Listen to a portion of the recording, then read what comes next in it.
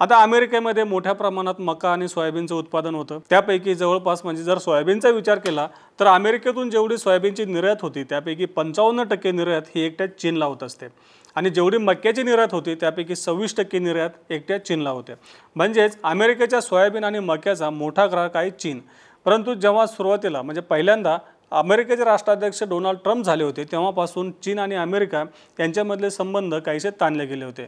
तेव्हापासूनच चीननं आपली सोयाबीन आणि मक्याची आयात चीनकडून कमी केली आणि इतर देशांकडून चीन आयात वाढवतोय। केवळ सोयाबीन आणि मकाच नाही तर इतर पिकांच्या बाबतीत देखील असंच चीननं केलं।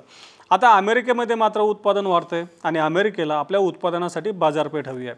त्यासाठीच अमेरिका भारतावर दबाव टाकते की भारतानं सोयाबीन आणि मक्याच्या आयातीला परवानगी द्यावी। म्हणजे थोडक्यात काय तर आमचं जीएम सोयाबीन आणि जीएम मका भारताने विकत घ्यावा असा आग्रह आता अमेरिका धरत आहे। परंतु भारत सरकार सुरुवातीपासूनच अमेरिकेच्या या मागणीला विरोध करत आहे।